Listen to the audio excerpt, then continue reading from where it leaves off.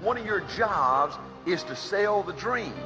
You've got to master how to sell the dream. We don't sell a job. Nobody wants a job. Everybody's got a job. We sell a dream. We sell a pot at the end of the rainbow. We sell hope and opportunity to men and women that just been crushed and are disillusioned and given up. And then two, we're crusaders. You've got to master those two things. I'm always talking to you about the little things make a difference. The difference in winning and losing is this much. Folks, as far out as I can see now, for the next 10, 15, 20 years, AOE is going to always have this little competitive edge over the competition. And it's going to give you a chance to win. And so I worry that maybe you can't take winning. I mean, what it really takes, because I am a believer that experience is the greatest teacher in the world. You want to learn how to sell? You just go out there and you just keep selling long enough, you're going to either get good at it or you're going to die, right? And you want to learn how to be a great recruiter? The best way to learn how to be a great recruiter, just go out there and try to recruit people. If you just keep recruiting, just keep charging, then you're going to learn to be a great recruiter, or you're going to starve to death or die in this business. So I'm a believer that experience is the key to greatness. I'm a believer that all it takes to become a superstar in business, to become wealthy, is a tremendous desire, a tremendous will to win, a competitive spirit, where dadgummit, you're going to demand for yourself success, that you're not going to settle for being average and ordinary. Then all the other things will fall in place in business. I want to wind up now talking to you about what I think is the number one plague in America today. The number one thing, folks, is keeping most men and women down. The number one reason most men and women don't have a chance to win. I want to talk to you this morning about the power of believing. Let me give you an example of why most people don't have a chance now. Folks, I believe now, if I got you back in the room back there after this thing was over, and I said, I guarantee you now, if you'll come to work at A.O. Williams and you'll give us everything you got, I mean, you'll bust your butt, you'll compete like you can't believe, you won't quit, I'll give you a living for 2 years, whatever it takes for you to live on, $800 a month, $1,700 a month, $1,200, whatever it takes, I'll sign a contract with you right now. For 2 years, you can make a living. And then at the end of 2 years, I'll guarantee you we'll make you an RVP, and I'll guarantee you a minimum $100,000 a year contract, guaranteed $100,000 a year for the rest of your life. See, I believe everybody in this room would sign up and take that deal. Folks, do you understand?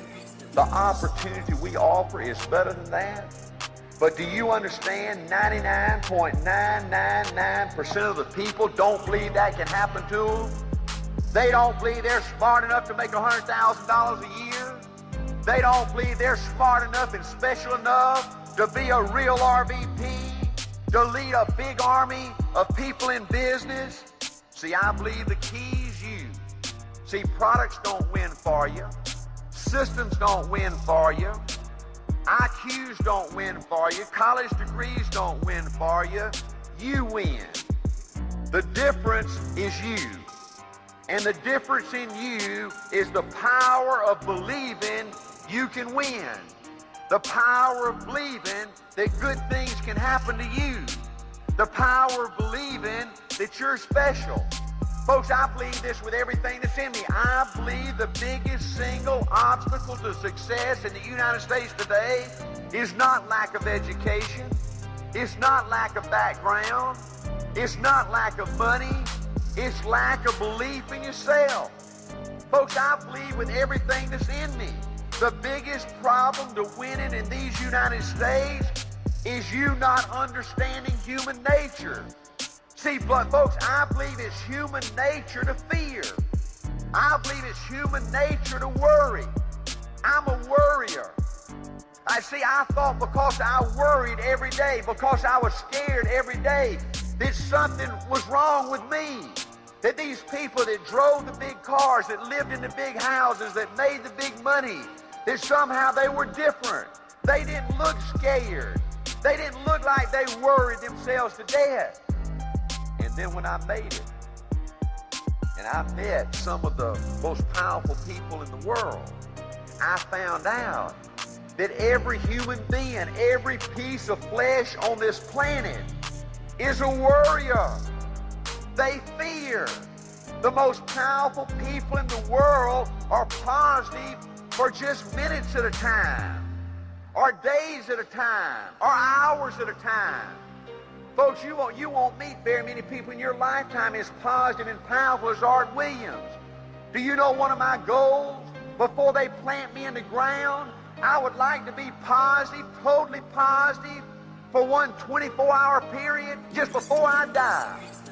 Right now, as positive and powerful as I am, I'll get excited and I'll go for an hour, 2 or 3, and then I'll start worrying. I'll start fearing something. It's your ability to deal with that and not let it destroy you that will determine whether you're successful or not. Listen to this, folks.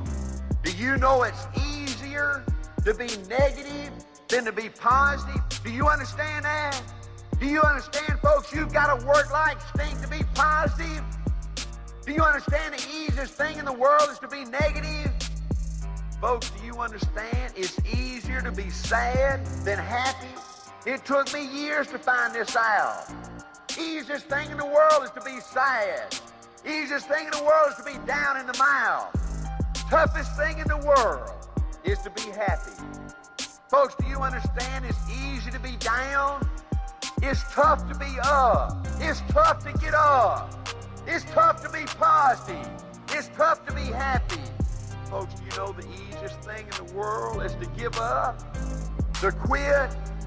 The toughest thing in the world is to continue to fight. It's so tough to continue to fight. It's so easy just to throw in the towel. Do you know the easiest thing in the world is to sit there and look at other people, successful people, and compare your qualities or what you think your qualities are with what you see in them. To sit there and say, man, I just wish I could talk like him. I wish I was powerful like him. I wish I was confident like him. I wish I was strong like him. I wish I was pretty like him. The easiest thing in the world is to sit there and compare yourself, your qualities, with other people that you admire, with winners out there, and feel like you were cheated. Feel like you were left out. Folks, it's your ability to understand that all those things are human weaknesses. That's just the way it is. It's easy to be sad. It's easy to quit. It's easy to feel that you're not capable. It's easy to worry. That's going to happen to you. The toughest thing you got to deal with is somehow mustering up the courage, in spite of all those fears, in spite of all those worries. It's going to happen to you every day. In spite of all those feelings of inadequacy, in spite of all those feelings every day of just giving up, of just quitting, just being down in the dumps, just being negative, in spite of all that, it's going to be your ability somehow to muster up the courage, to flush that out, to reach down deep and find something inside of you that will allow you to go for it one more time, to go compete one more time, that will determine your destiny. See, folks, I believe with everything that's in me, nobody can motivate you. Nobody can motivate you long range. Hey, you love to get there and let your RVP, or you go to church, or you go hear somebody that you admire motivate you, right? And I think all that's essential. But folks, ultimately, nobody can motivate you long range. The only real motivation that lasts comes from inside. You've got to have the ability to motivate yourself in order to win. Let me give you an example. When I was coaching football down in Columbus, Georgia, I was going to Auburn working on my master's degree in school administration. It's something I eventually got. I got a master's in school administration. From just a degree standpoint, I'm qualified to be a principal. And when I was going to Auburn working on my master's degree, I wrote my thesis paper for my master's titled The Motivation of a High School Athlete. And I wrote my whole thesis on this analogy. I would have lunch every day in the teacher's cafeteria with an English teacher friend of mine. And we would sit there, and this person's been teaching for 15 years or so, and we would sit there, and I would hear her say over and over again, the younger generation's going to hell. You know, kids just ain't like they used to be. And these people just wearing me out. I can't get them to spend 15 minutes doing their homework. I can't get them to pay attention in class. And then she mentioned to me one day, she said, I can't understand how you get so much out of those football players. And I wrote my entire thesis on that analogy. I looked at our football program, and I saw that, folks, this is this. See, to play football, you had to volunteer to do that. See, it was mandatory you take English.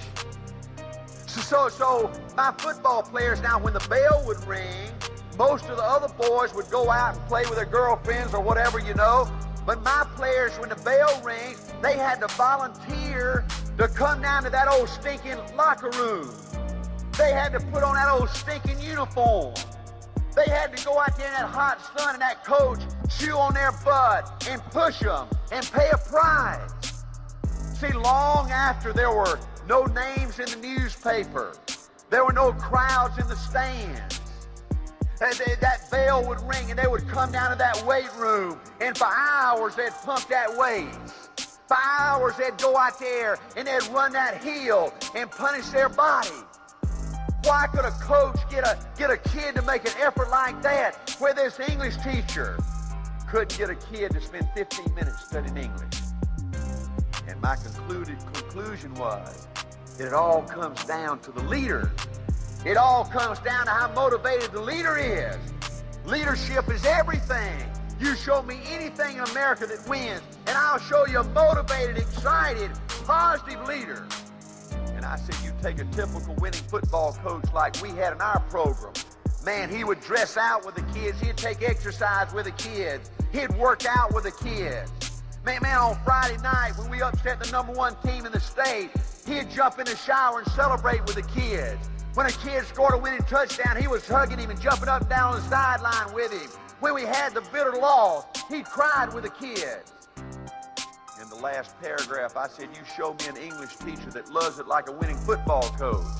Yes, maybe she's got to stand up on top of her desk and throw a book and an eraser and a piece of chalk and just let it all hang out.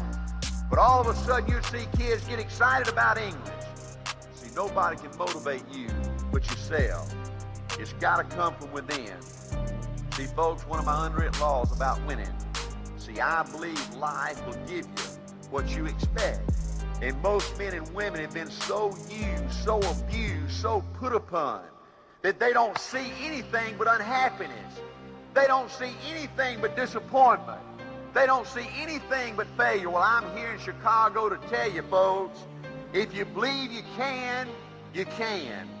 If you believe you're special, you're special. If you believe you will, you will. But one of the biggest problems that are facing you is that most people have developed an ability to expect the worst. See, they expect the worst. And the reason for that is they don't want to be disappointed. They say, I just can't afford to be hurt again. I believed in 2 or 3 things in my lifetime. I gave it everything I had, and I got killed. Or I ain't got no more room for another major disappointment in my life. So rather than be disappointed, they don't have any high expectations. Let me tell you what's wrong with that theory. See, if you expect to lose, you will. If you expect bad things to happen to you, that's exactly what's going to happen to you.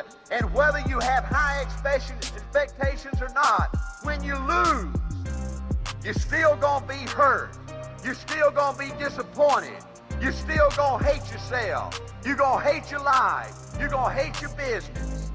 Another big problem you've got to deal with is most people in these United States have been so hurt. They've been so disillusioned. They've been so put down that they're scared to fail. So they won't even try. They won't even try. They just live their whole life in a dadgum cocoon, thinking they're protecting themselves from disappointment and heartache. See, that was my problem, folks. 10 years ago, I took a good, long, hard look at Art Williams, and I didn't like what I saw. See, folks, the toughest person that you've ever got to sell is that dude looking in the mirror. See, you can lie to everybody. You can snow everybody for a period of time. But see, the toughest person that you've got to please is that dude looking you in the mirror. See, he knows you. You can't trick him. You can't fool him. And when I looked at Art Williams 10 years ago, I didn't like Art Williams. I didn't like what he had become. And I was sad and I was sick about it. See, 10 years ago, I looked back at my life, folks, and it scared me. It shook me up. If I had my life to live over again, I'd change so many things. You know, as a youngster, I didn't care about reading and writing and arithmetic, stuff like that. All I wanted to be was a good athlete. My dad was a coach. People that meant the most to me in my young life were coaches. I worked harder than most. I loved playing more than most, but I was just a little bit better than average. You know, my 6th game of my senior year in Tifton, Georgia, I broke my arm. I've been a starting quarterback in that town for 3 years. Football was so important in that little old town of 10,000 people. On Friday night, they'd lock up the dadgum town, and everybody'd go to football games.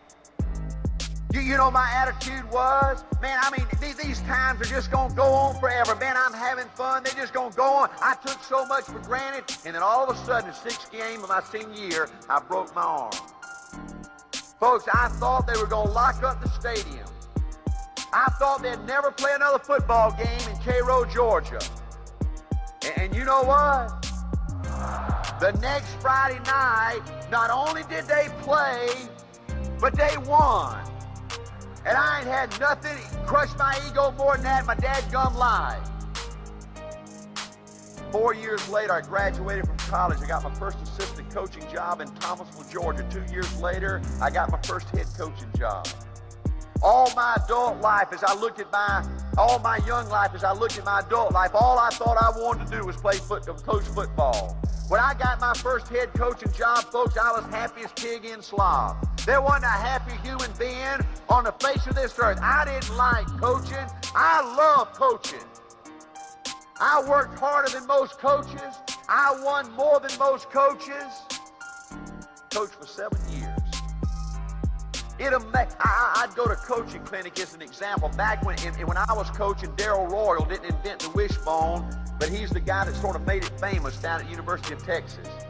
I went to Coach of the Year clinic, and maybe Darrell Royal would be speaking at 8 o'clock in the morning. Man, at 10 minutes to 8, I was in there in my chair. Man, I was always looking for an edge, something I can do to make me a better coach. I'd see these coaches stay out drinking or stay out late at night, and they'd waddle their butt in, you know, with about 10 minutes to go and missed his whole presentation. Or maybe they'd waddle in at 12 o'clock. I worked harder than most coaches. I loved it more than most coaches. I won more than most coaches. But 10 years ago, I looked back at my coaching career, and I was a little sick. I said, man, if I had my life to live over again, if I could coach one more time, I'd be so much better. I'd work so much harder. I'd love it so much more. I looked back at my young life. I said, man, if I could just go back to my high school years, to my middle school years, I'd enjoy it so much more. I'd love it so much more. I'd appreciate it so much. But see, life just goes. 10 years ago, I looked back at my first 7 years in business. I went to ITT, financial services, my first 4 years. The next year, I went and became a vice president with Waddell and Reed, who sold term insurance and mutual funds down in the South, in Atlanta. I went as a vice president. I spent 7 years in financial services before we founded A.L. Williams. 10 years ago, I looked at those 7 years. It was just another rerun of my life. I loved it more than most. I worked harder than most. I made a little bit more money than most. I got more promotions than most. That ain't what I wanted. I was a little sick. I didn't want to be better than most. I didn't want to be a little bit better than average and ordinary.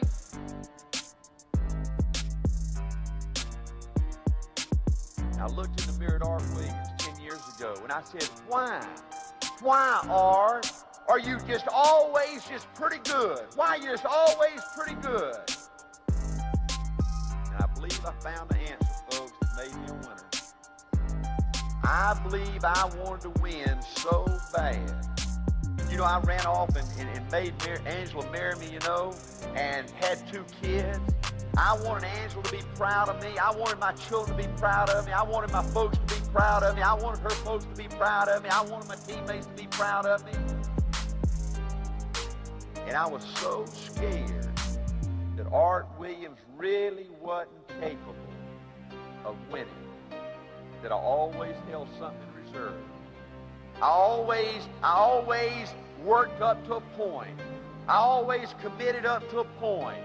I always paid a price up to a point, believed up to a point, but I'd always hold something in reserve just in case it didn't work out, that I would have an excuse to tell myself, well, Art, you hadn't found your thing yet.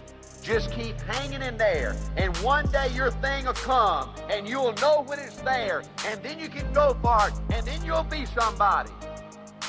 And I found out 10 years ago that time was running out. And you don't have an unlimited opportunity to be somebody. And at some point in your time, you got to stand and fight. And I made up my mind 10 years ago when I founded A.O. Williams that this was going to be it for me. That I was going to do it or not do it at A.O. Williams. This is where I'm pitching my tent. I'm going to see this thing through. I don't know if I can make it. Nobody does. I don't know if I'm capable. Nobody does.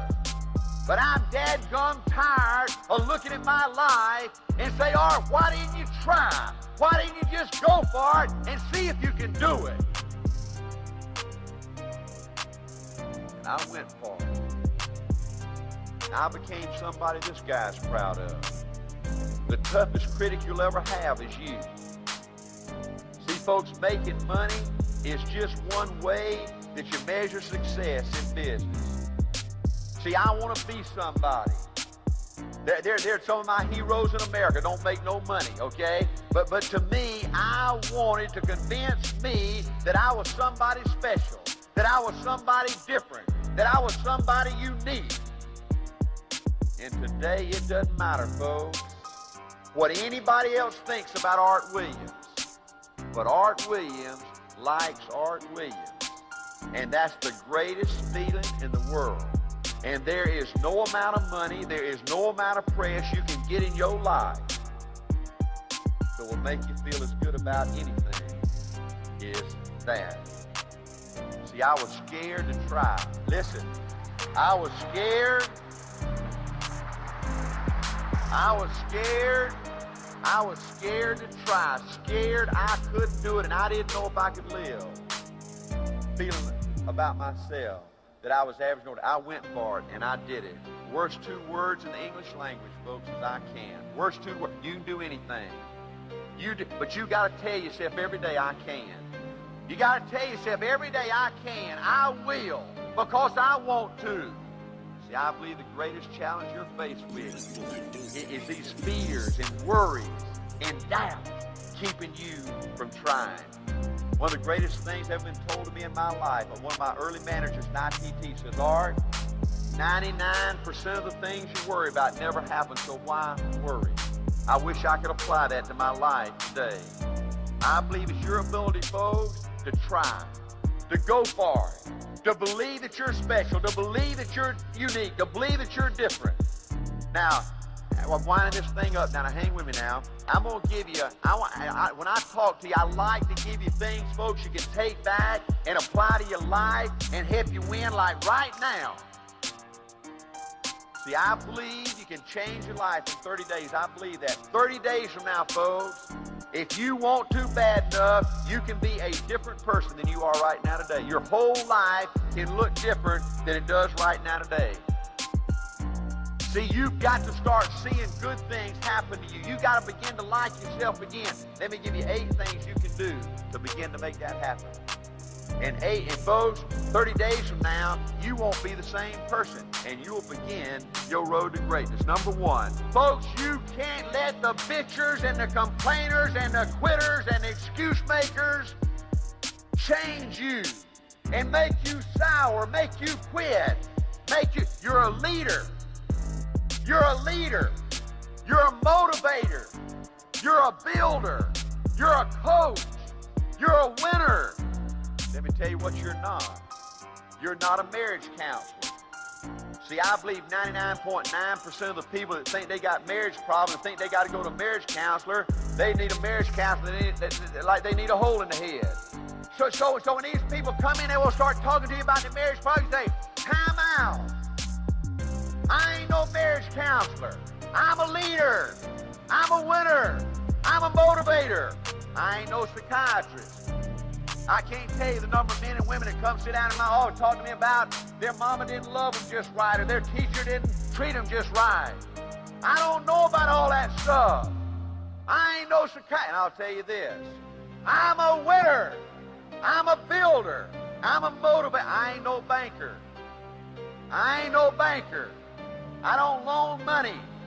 I've loaned and give away more money than most of you will make in your lifetime. Do you know, folks, I have never loaned a penny to anybody that didn't need some more a few months down the road. I ain't no banker.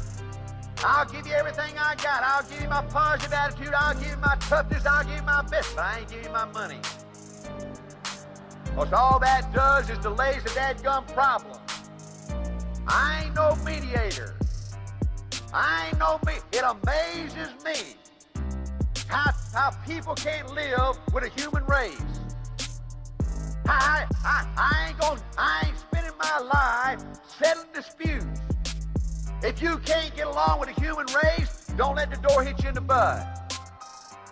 Hey, I ain't no babysitter. I'm a leader. I'm a winner. Folks, if you want to win, principle number 1, you got to spend time with those that want it, those that believe, those that are positive, those that want to show up fine. Number 2, you got to learn to treat people good. I believe, folks, by learning to treat people good, you begin to like yourself. I believe that. I believe you've got to develop the ability to look for the good things in people. And that is so foreign to the way most of these universities and people teach you to treat people. In business, they teach you to operate at a distance. Don't get to know your people. That's not tough management. Bull. You gotta learn to love your people, to care about your people, to get to know your people. You gotta learn to treat people good, and that's gotta spill over into your personal life as well as your business life. You can't wake up in the morning, beat your wife and your kid, and then go to office and be a good people person. Number 3, you can't listen to the doom and gloom crowd. Easiest thing to find in these United States today is somebody to tell you you can't do it. Somebody to tell you it won't work. Folks, I tell you, one of the saddest things I see in America today is men and women that stick their head up, trying to do something, trying to make a difference, and rather than applaud you and say hallelujah, they try to pull you back down, knock your head off, say bad things about you. Don't listen to the doom and gloom cloud. Number 4, don't worry about what others say. Don't worry about what others say. Folks, I'm telling you, even your family, even your closest friends, they talk behind your back. You know, when they're talking to you, they might say, I'm happy for you. You're going in business, wonderful. You're going to make a lot of money. Boy, on the outward, they might be applauding, but behind your back, most of them hope inside that you fail. So it don't make them feel bad. See, folks, the only way for people not to talk about you is don't do nothing. The only way for people not to talk about you is to be average and ordinary like everybody else out there. Don't worry about what others say. The only person you got to prove to something to, the only person ultimately's got to feel good about you is that dude looking in the mirror, right? That's the person you got to prove something to. Number 5, don't worry about things you can't control. Let me tell you some other sayings I want on my tombstone. Like all you can do is all you can do. Let me tell you another couple of jewels I've come up with. Listen to this. This is brilliant. The sun's going to come up tomorrow, and it's going to go down tomorrow night. And it's going to come up the next day. Folks, do you know how many men and women are blowing their opportunity to be somebody because they think the world's coming to an end? They think we're going to have a nuclear war. They think AIDS is going to spread to all the good folks in this country. Right? They think everything's going to hell, right? Well, the sun's going to come up tomorrow, and it's going to go down tomorrow night. Let me tell you another jewel. Things are going to be about like they've always been. Do you understand at every stage in the history of America, everybody's seen the world exploding in the Civil War, in the First World War, the Second World War, and all the plagues, right? Things are going to be about like they've always been. There's going to be a United States here way after they plant us in the ground, right? We're here for dadgum flicker, right? This place is going to be around a long time after we're gone. Number 6, you can't worry about making mistakes. You can't worry about you're going to make mistakes. 95% of the plays you call a football game ain't going to work, right? Most things you want to work out ain't going to work out. Most people ain't going to let you come talk to them. They ain't going to buy. They ain't going to come to work. They going to quit, right? That's life. That's the way it is. You learn by screwing up. You learn by doing something. You learn by trying. Let it all hang out. Let it rip. Number 7, get your hero. You want to start feeling good about yourself? Get your hero. Coach Bryant was one of the few heroes in my life. Get somebody in this country that turns you on. Go get you a player or a coach or a minister or a politician or somebody that electrifies your butt, right? And find out something about him you like and then start applying it to your life, right? Try to be a little bit more like them. Before you know it, you start liking yourself. Number 8, always be positive. Always be positive. Always be excited. Always be positive. Always be pumped up. Even if you gotta fake it. When you can't be positive and excited, go in the closet and give you a pep talk. But when you face the world, always be excited. Always charge. Don't ever retreat. Let me close with 2 thoughts. Folks, you're here on this earth for a clicker.